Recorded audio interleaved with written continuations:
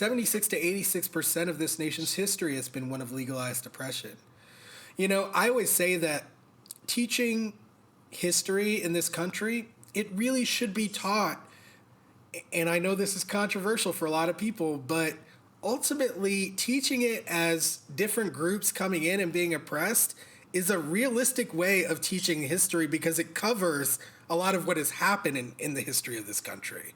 So I do agree with that because I think it's a continuous thread since the founding of the country.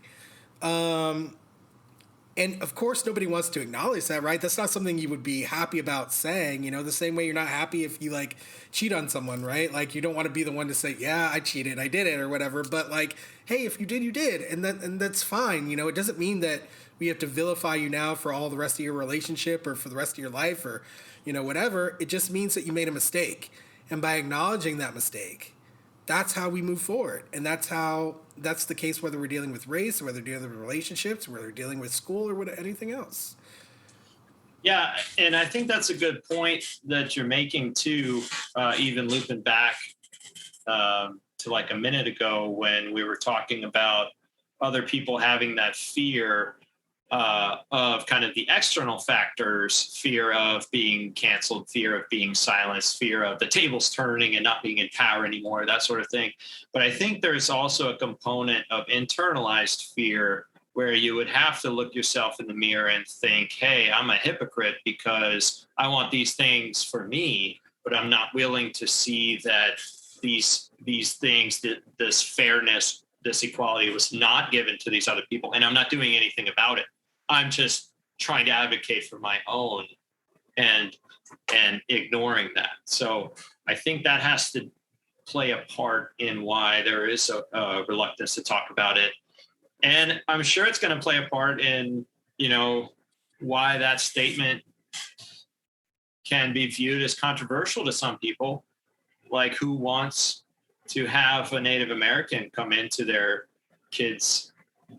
white kids' history class and explain some of the history of this country from very, very early on? Because, you know, in the same vein that we're learning about, the Civil War, it was good versus bad and good won, and now the slaves are free and we're all good now. You know, in that same narrative, it was, hey, we got along with Native Americans, and you know they fought us, and but we had Thanksgiving together, and they brought us corn and stuff, and now we're good. We're good. But you know, we both have a mutual friend who's Native American, and you know the reality is a very different story that a lot of people don't have to think about because we're not educated about it, you know. So 100%. Absolutely. Yeah, I think like having history of the other side, like the other side of American history from the perspective of people that were oppressed would be like very helpful for having a more pure education of human nature, of race relations, and just of like being a human in America,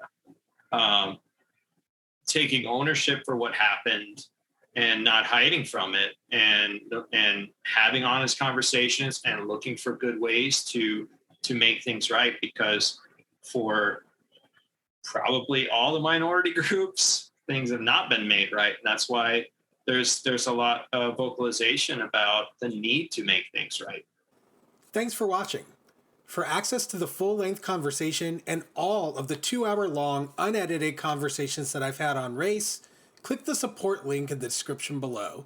Thanks for your support, and see you next time.